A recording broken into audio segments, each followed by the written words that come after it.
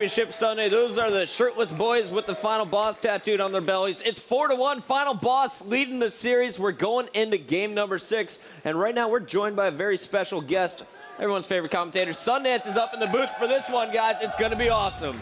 So here we go. Game number 6 of the best of 11. Capture the flag on Narrows is coming up next. Chris, we saw it earlier.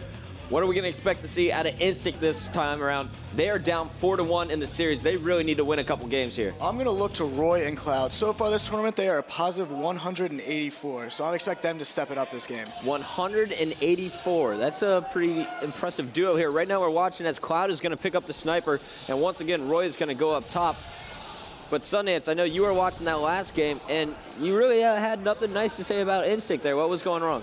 Well, it wasn't that I had nothing nice to say. I mean, they did make it a game, but they had 3 camos in a row. They didn't do anything with it. You saw Lunchbox had 2 of them.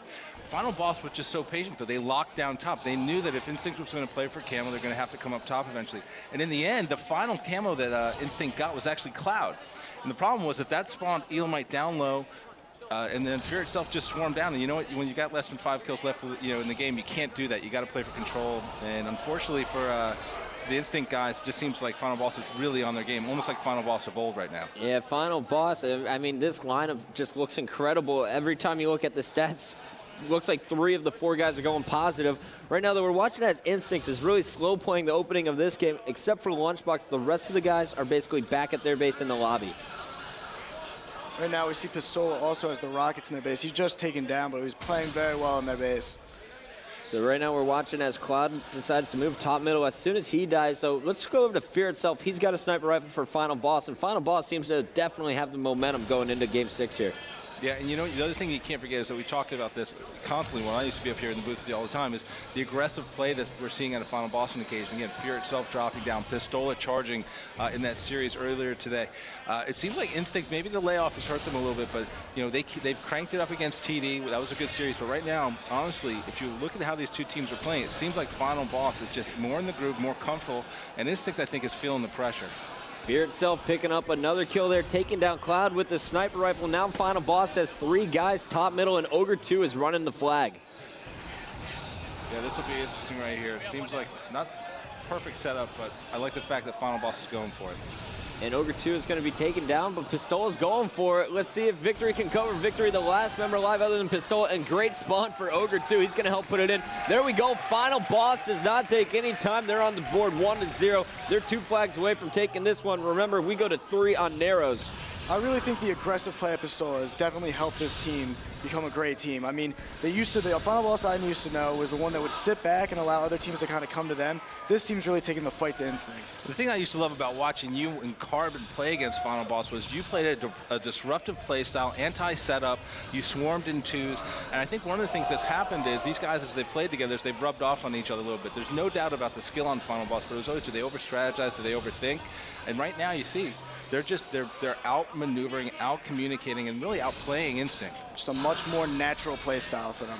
You and my word, getting the stick inside the Final Boss base as Cloud trying to cover from above, but really none of the Instinct charges have been working out so far. You know what I was just about to say, Chris, is you're right, because every time they start to make a charge, you see Cloud was right there, they had 2 guys in the base, but then 2 members of Instinct are down, so they have to press reset. Final Boss doing a good job, whether it's Ogre 2, you see right now they've got 2 snipers in Victory and Fear's hands. They're setting up and they're handling these charges really well so far. Well, Cloud has the key power weapon here. He's got the rockets. Let's see what he can do here. He's behind 2 snipers as he's sneaking up behind Fear and Victory X.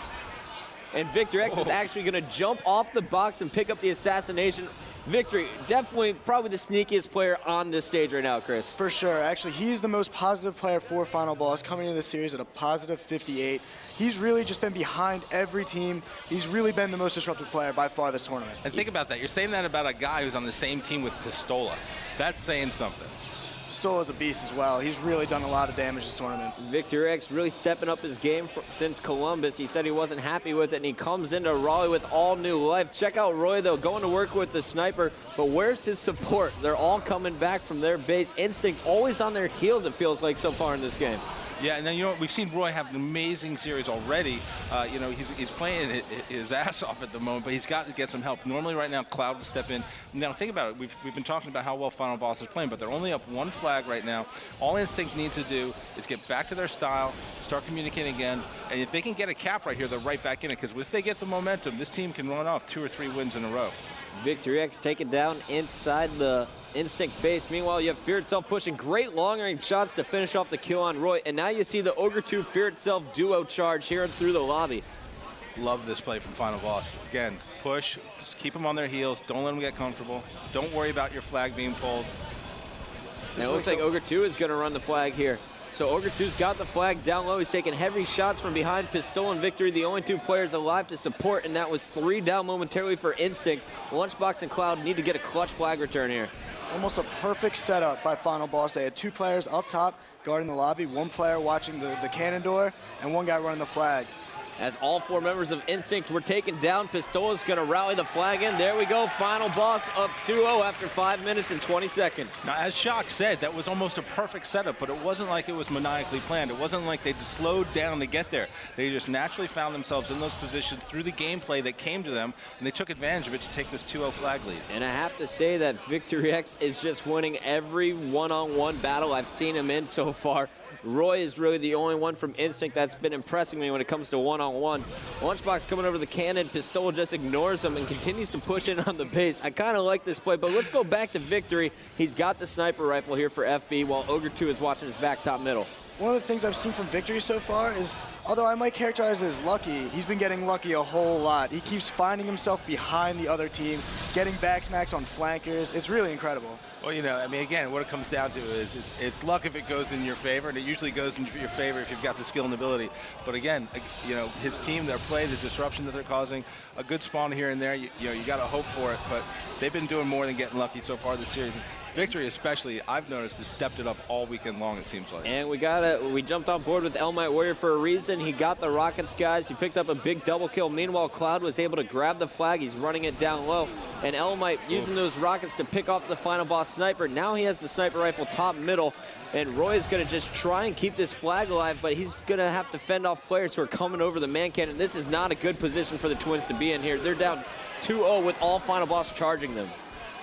That was a really good return by Ogre 2 right there. Instead of coming back and trying to kill Roy, he went down to the nades, and he instead returned the flag from underneath. Sneaky beaver, man, that Ogre 2.